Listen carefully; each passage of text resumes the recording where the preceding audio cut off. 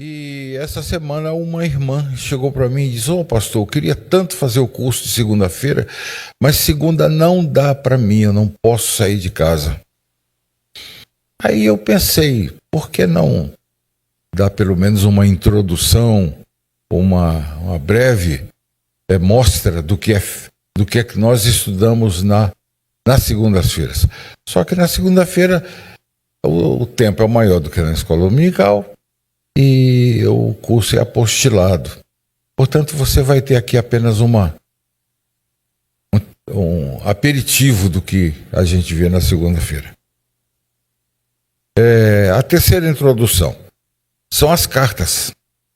Paulo escreveu diversas coisas.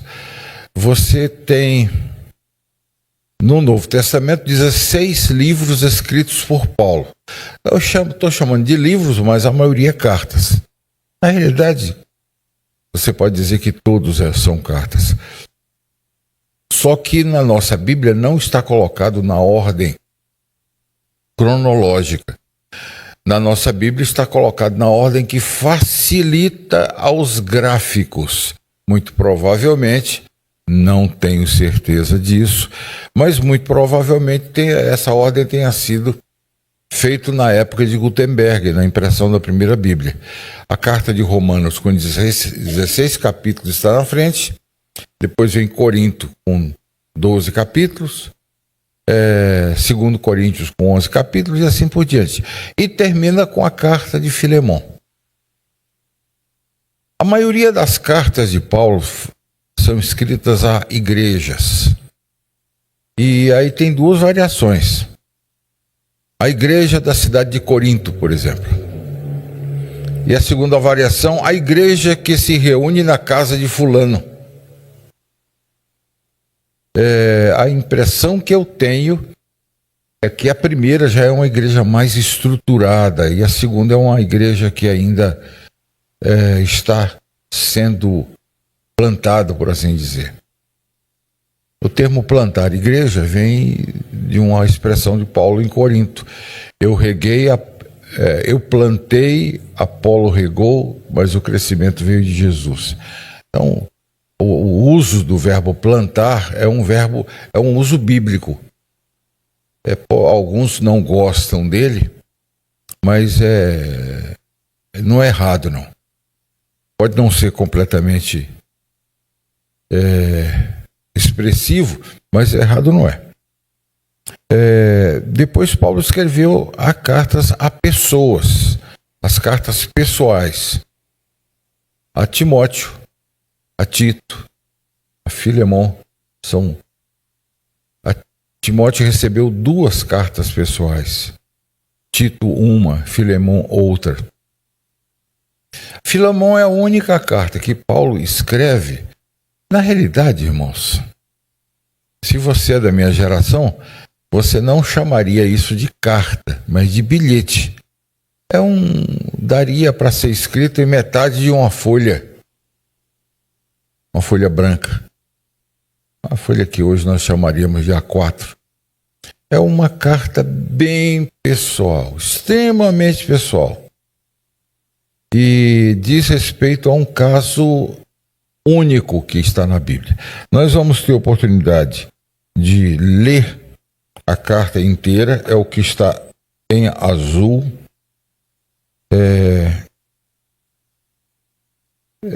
Quando você for ler a carta de Paulo a Filemon, considere a obra em si.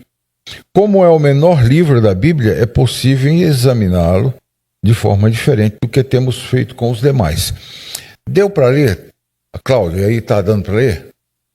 A letra está pequena, não? Está ótimo. Então vamos ler todos juntos o que está em azul, que é o texto da carta. Paulo, prisioneiro de Cristo Jesus, e o irmão Timóteo, ao amado Filemon, também nosso colaborador, e a irmã Áfia, nosso companheiro de lutas, e a igreja que está em tua casa.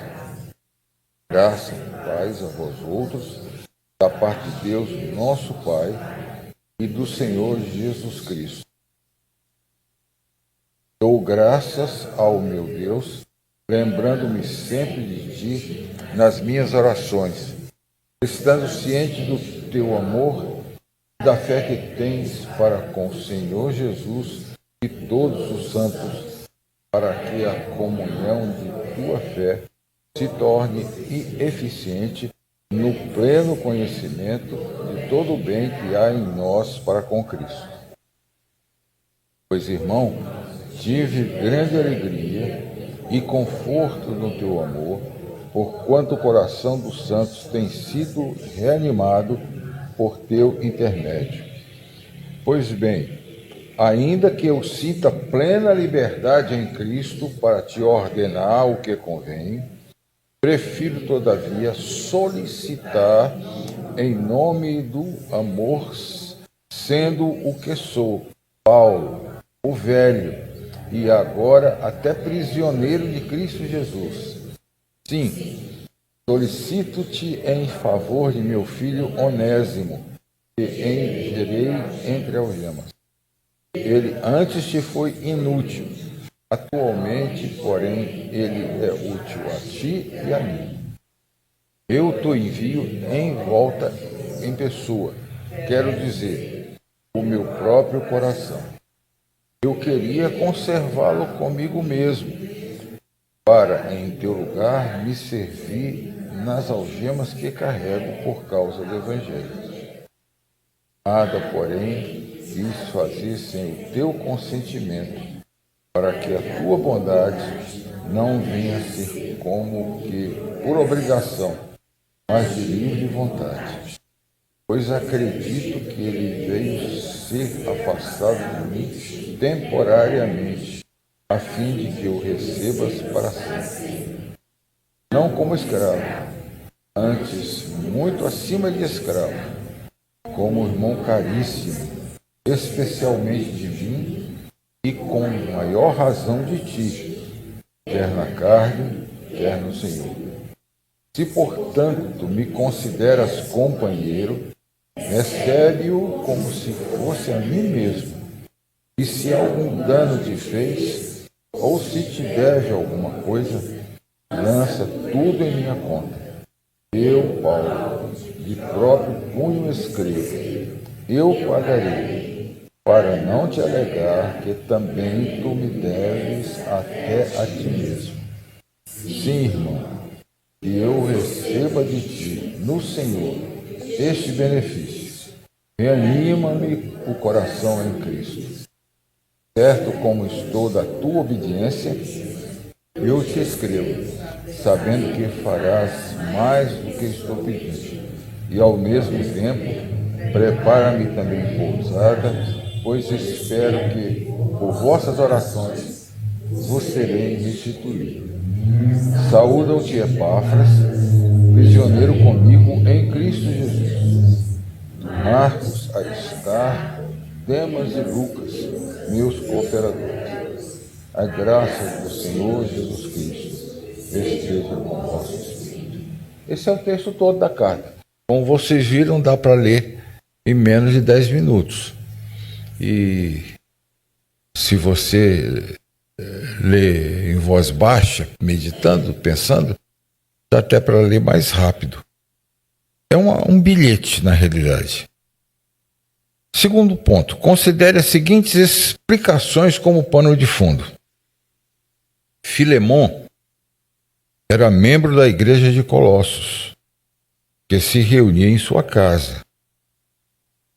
Filemon era proprietário de um escravo chamado Onésimo, que fugiu, levando alguns bens de seu dono.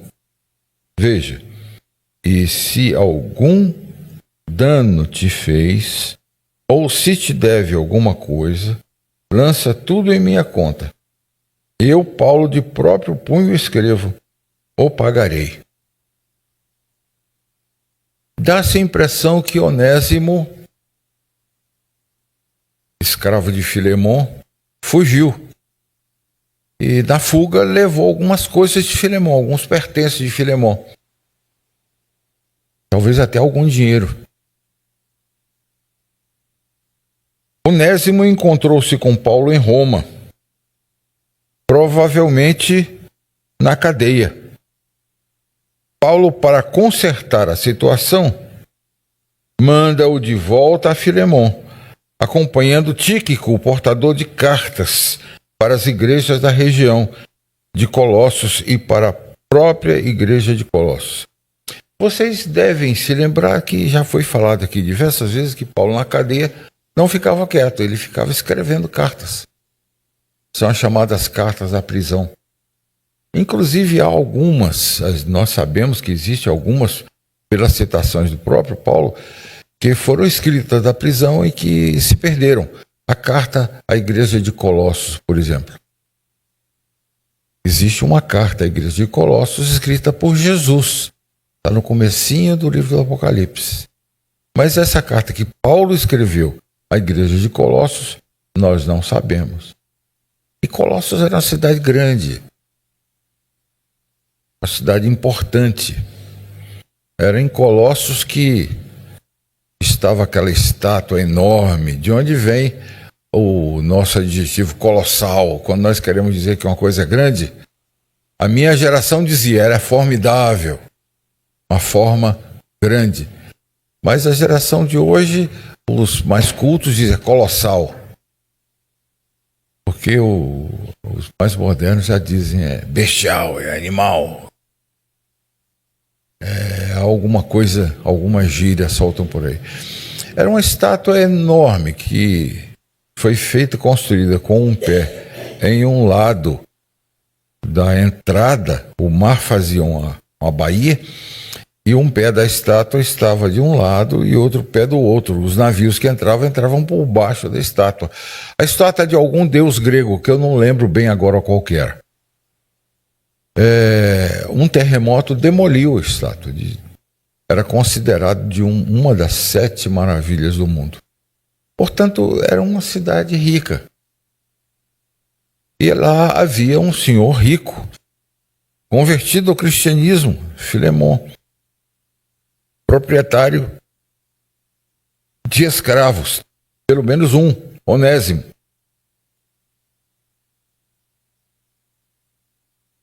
Onésimo foge, leva dinheiro de Filemon, vai parar junto de Paulo. Lá ele é convertido pelo Senhor. O que é que Paulo faz? Manda de volta. Puxa vida, mas esse Paulo é cruel. Fazer com que o escravo volte para o seu dono. Só que Paulo manda junto com ele uma carta para o dono dele. E diz o seguinte: receba-o de volta, não como escravo, mas como um irmão em Cristo. Receba-o como se você recebesse a mim.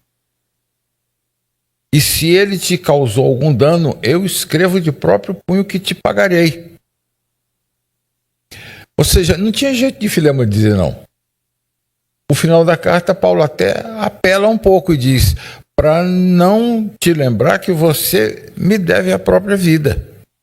Ou seja, faça o que eu estou pedindo. Aliás, tem um trecho que ele diz o que eu estou ordenando. Filemon recebeu Onésimo de volta. A Bíblia não conta, mas existe uma tradição de que Onésimo, antes disso, Paulo mandou uma carta para a igreja de Colossos, que nós não temos. Mas na igreja de Colossos, aqui, Paulo diz a Filemon que mandou para a igreja de Colossos um pedido para que recebesse Onésimo como se fosse um irmão em Cristo.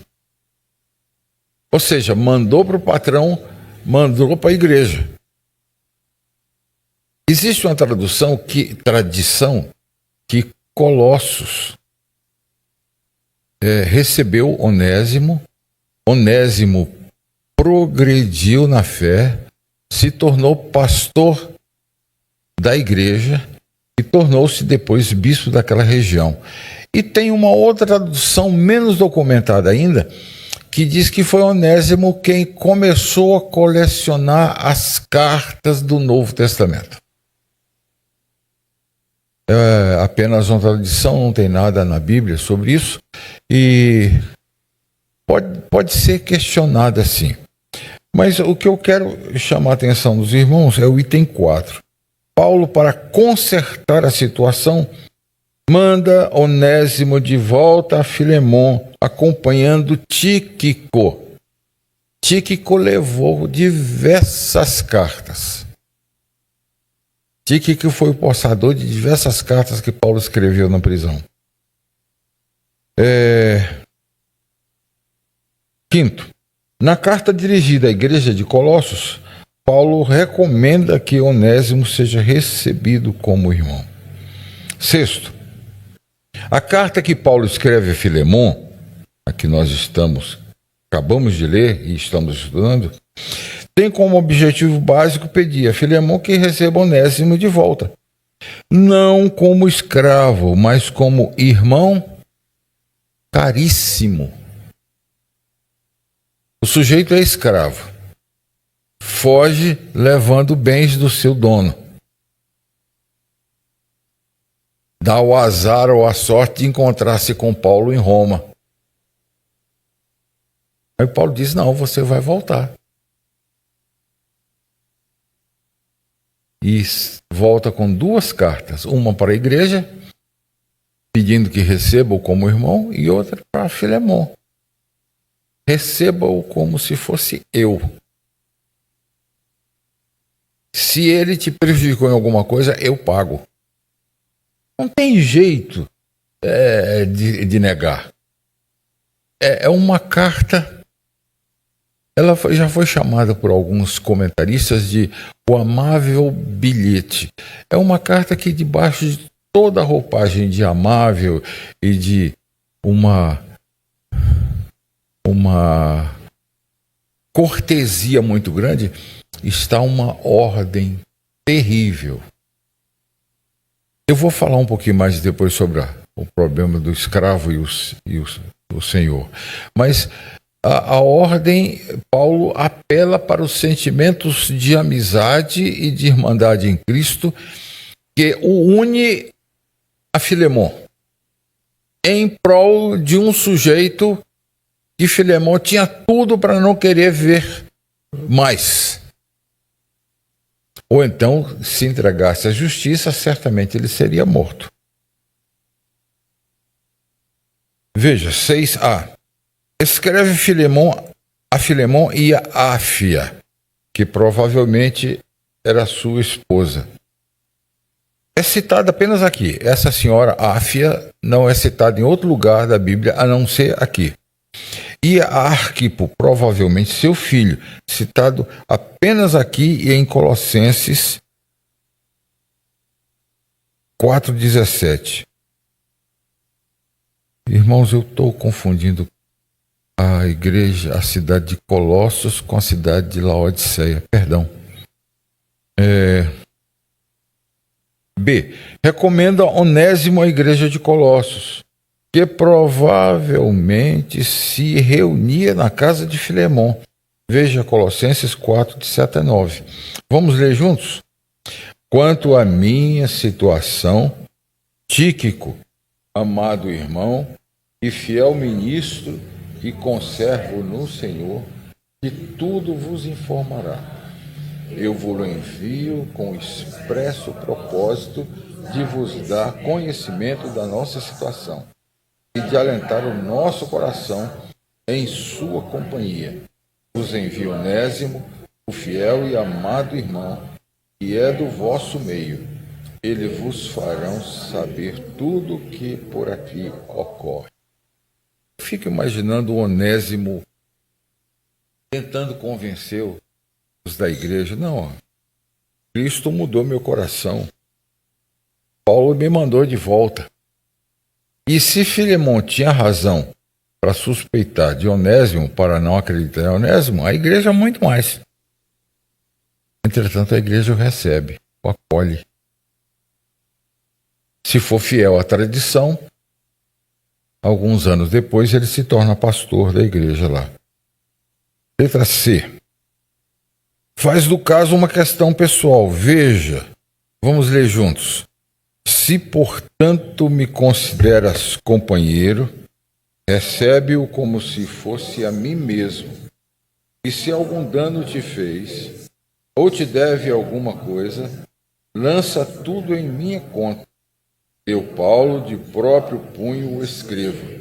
Eu pagarei, para não te alegar que também tu me deves até a ti mesmo. Sim, irmão, que eu receba de ti no Senhor este benefício. Reanima-me o coração em Cristo. Certo como estou, todos juntos, certo como estou da tua obediência, eu te escrevo, sabendo que farás mais do que estou pedindo, e ao mesmo tempo prepara-me também pousada, pois espero que, por vossas orações, vos serei restituído. Esse Paulo era extremamente, como diz, extremamente abusado. Receba, prepara-me pousada por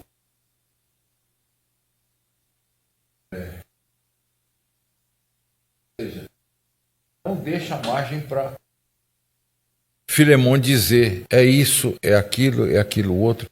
É um bilhete escrito numa figura muito amável, mas é uma ordem que está por trás. Ou seja, Paulo não deixou espaço para Filemon se recusar a receber Onésimo. Recebê-lo não como escravo, mas como irmão. Considere também, muito além das relações senhor e servo, estão as relações da irmandade cristã. Veja, pois acredito que ele veio a ser afastado de ti temporariamente, a fim de que o recebas para sempre. Meus irmãos, isso é impressionante. Paulo está dizendo a Filemon que Onésimo foi separado dele temporariamente, para que o recebas para sempre. O cristianismo transforma os relacionamentos. E o que está em pauta aqui, e o que eu quero gastar alguns minutos, é exatamente o relacionamento de senhor e servo.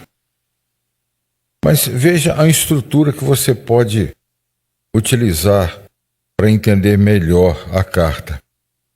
Do versículo 1 ao versículo 3, uma saudação. Do versículo 4 ao versículo 6, graças por Filemon. Do versículo 7 ao 16, apelo em favor de Onésimo. Do versículo 17 ao 21, promessa de Paulo. E do versículo 22 a 25, as saudações finais. Ou seja, 25 versículos apenas. Irmãos, vejam a conclusão. Não há sequer uma linha diretamente escrita contra a prática da escravidão. Mas fica claro que à sombra da cruz somos todos livres e somos todos servos, escravos de Cristo e servos uns dos outros. Vocês sabem que a Guerra Civil Americana trouxe um conflito muito grande. Aliás, algumas pessoas consideram que essa guerra civil foi a única guerra completamente ideológica, porque foi a luta em favor da liberdade dos escravos. Que no caso, como todos eram pegos na África, todos os escravos do Brasil, do Caribe e dos Estados Unidos eram todos pretos. Mas, irmãos, a palavra escravo tem origem no adjetivo eslavo, adjetivo gentílico. Porque os romanos pegavam os povos nórdicos quando lutavam na Europa, pegavam aqueles mais do norte, dinamarqueses, suecos. Naquele tempo eles tinham até outra classificação diferente. E os que os romanos conseguiam prender, levavam para Roma. Se a pessoa tivesse algum grau de cultura, se transformava num pedagogo, que era o escravo encarregado de tutelar o conhecimento de uma criança romana. Ele levava a criança à escola, ele trazia, ele ensinava alguma coisa extra à escola, ele cuidava para que os deveres de escola também fossem tidos. Aliás, quando se lê alguma coisa sobre Roma antiga, se descobre que uma grande parcela dos escravos romanos não eram escravos brutalizados. Os mais brutalizados eram aqueles que eram jogados para se defender no Coliseu ou em outros pontos de luta. Mas trabalhos pesados também tinha. Mas uma boa parte dos escravos, considerando a cultura mais elevada... Gente, eu tenho até o medo de dizer isso na internet, mas uma série chamada História da Vida Privada, feita por alguns historiadores franceses que consideram o relato do dia a dia e as cartas do dia a dia, chegam à conclusão que os eslavos levados para Roma muitas vezes eram culturalmente superiores aos romanos. É claro que Roma incentivava o progresso cultural, a ler e escrever, mas não passava disso. Eles tinham medo da filosofia. Os gregos não eram bem vistos em Roma, porque ensinavam a pensar. E o romano queria alguém que... O romano estava mais para o técnico, alguém que soubesse resolver problemas técnicos, não ficasse meditando no sentido da vida, no sentido disso, daquilo. Pois bem, a Guerra de Secessão nos Estados Unidos, também chamada Guerra Civil Americana, foi a revolta do Norte contra os estados do Sul que mantinham escravos. Os estados do Sul tinham grandes plantações de algodão, de tabaco, de outras plantações, em que cana, não, a cana estava mais no Caribe, mas às vezes podia ter lá também para fazer açúcar, como aqui no norte do Brasil, nordeste do Brasil, os engenhos. E eles dependiam dessa mão de obra escrava para fazer esse serviço. Ao passo que no norte dos Estados Unidos, os estados do norte estavam se desenvolvendo, especialmente no que diz respeito a transportes, a industrialização, a fabricação de coisas de ferro, a eletrificação. Foi do norte dos Estados Unidos que começaram as grandes ferrovias. Ferrovias que iam de Nova York a Chicago. Já era comum. Ferrovias que atravessavam até a costa oeste foram implantadas também. Mas o norte, tendo uma economia muito mais industrializada, não precisava de escravos. E os religiosos do norte também achavam que isso era uma maldição, que não deviam comprar nada do sul porque era feita por mão de obra escrava. Meus irmãos, eu não vou dizer que 100% de todos os motivos foram ideológicos para libertar os negros. Não. Teve motivos econômicos, teve motivos políticos, Toda espécie de motivo você pode colocar, mas o que se destacou mais é isso, foi a libertação dos escravos, dos negros. Isso é muito importante você... Aliás, não acredite em todas as minhas palavras, procure bons livros de história. Porque a maioria dos livros de história diz que foi apenas a luta para libertar os negros. Foi, mas não foi só isso. Foi mais do que isso. Os negros foram livres. Mas como aconteceu no Brasil, como aconteceria mais tarde no Brasil, porque lá eles foram livres, a guerra terminou antes da Lei Áurea, os negros se viram livres. E o que eu vou fazer com a minha liberdade? O que aconteceu aqui no Brasil? Os que tinham sorte iam para os quilombos, mas nos quilombos eles iam ser escravos de outros negros. O quilombo de Zumbi dos Palmares, Zumbi tinha muitos escravos. Zumbi não é esse herói que a esquerda conta para nós, não. Zumbi tinha muitos escravos. Nos Estados Unidos, os negros também ficaram sem o que fazer. Estou livre, e daí? Não tenho nada para fazer. Começavam a procurar. E iam para o norte. Uma boa parte para o norte, uma boa parte para o oeste. O oeste estava se formando. Los Angeles, São Francisco, eram cidades que recebiam muitos imigrantes. Muitos chineses, especialmente. E, apesar de chinês não gostar de negro, eles conviviam, pelo menos, trabalhar juntos, conseguiam trabalhar juntos. E o fenômeno dos negros vai entrar no movimento pentecostal de 1906, na Rua Azusa, em Los Angeles.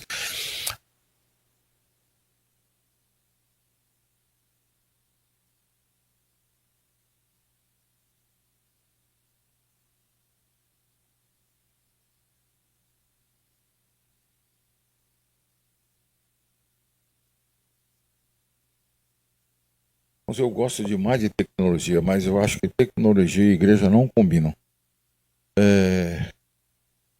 Realmente não combinam. Você já viu? A pessoa vai orar, leva o diácono, leva.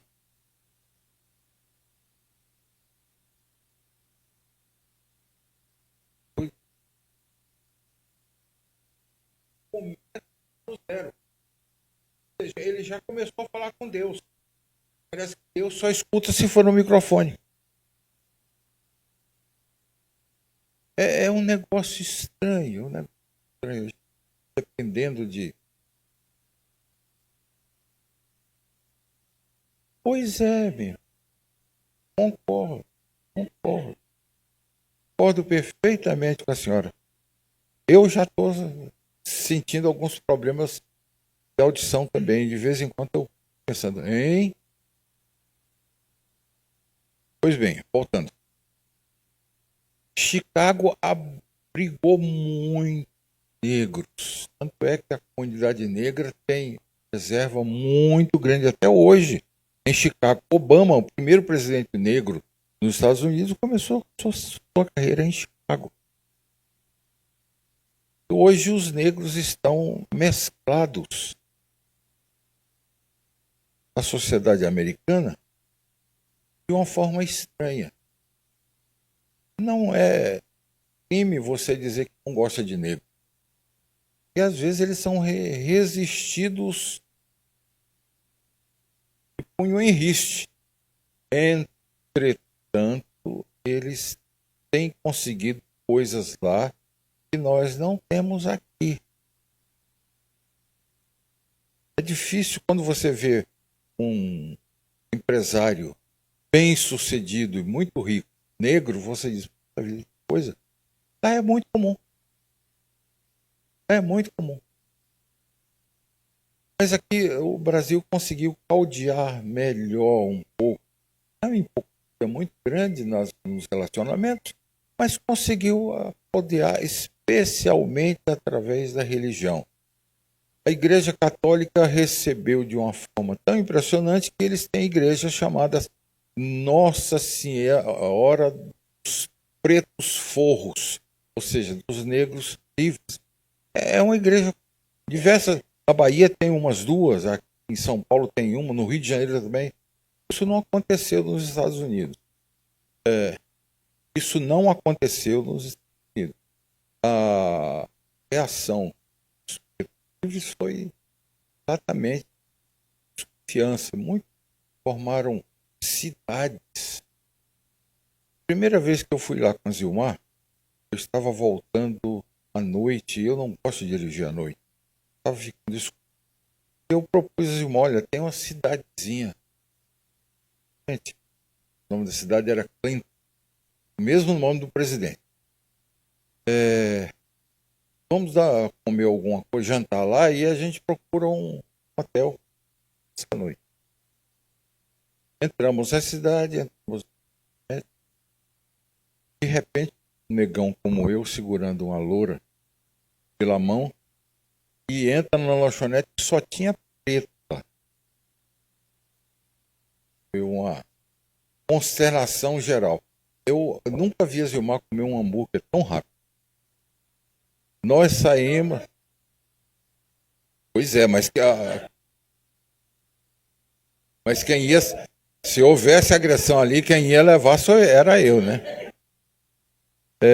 Saímos rapidamente de lá e fomos com um hotel até caro. O primeiro que encontrei. Ou seja, até hoje, eles não têm vergonha de olhar. E também os pretos não têm vergonha de dizer o que há.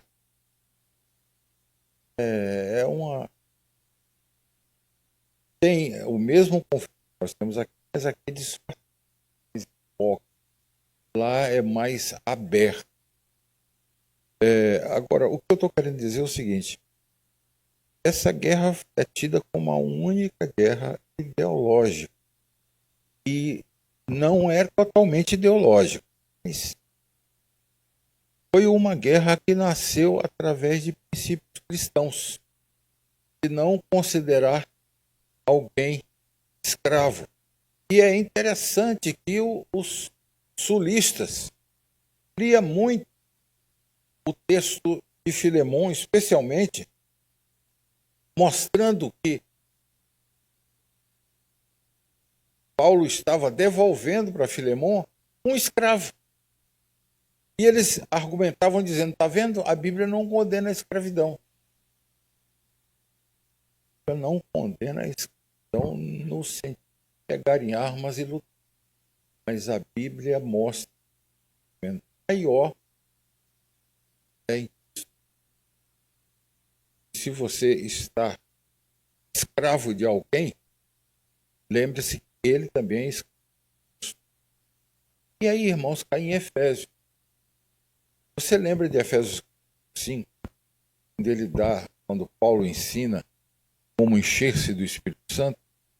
Falando, cantando, dando graças, submetendo-se as esposas aos maridos, os maridos amando as esposas, o filho obedecendo aos pais, os pais cuidando bem dos os servos, ali é escravo.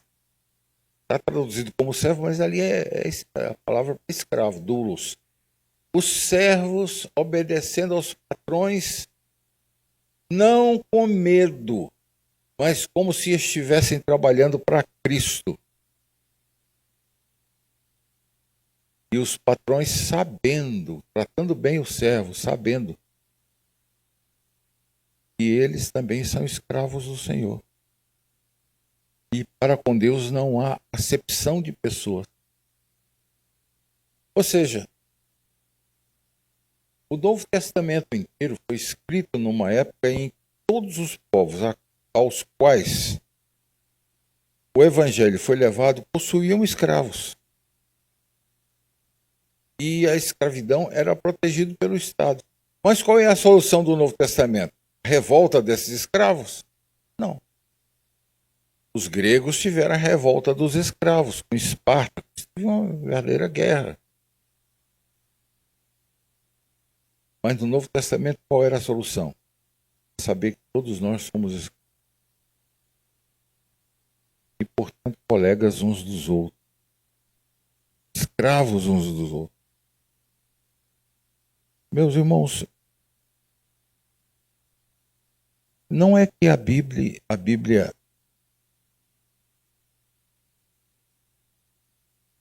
seja complacente com a organização social humana. Não, não é. A Bíblia tende a mudar, mas não mudar pela força. Como diz o profeta, não por força, nem por violência, mas pelo meu Espírito. E quando é o Espírito que está atuando, você encontra lugar para uma como essa Paula Filemon. Eu não vou entrar nessa poligamia, senão eu teria que falar de árabes que são polígamos. Ninguém escuta falar nada, mas a maioria dos sheiks árabes possuem diversas. Mas também lembrar aos irmãos uma coisa. Nos tempos bíblicos, um país que saía a lutar com outra pessoa, morria muita gente. E quem lutava? Os homens guerreiros.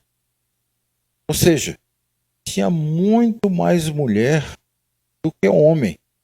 Essas mulheres certamente estariam desamparadas se não arranjassem um casamento.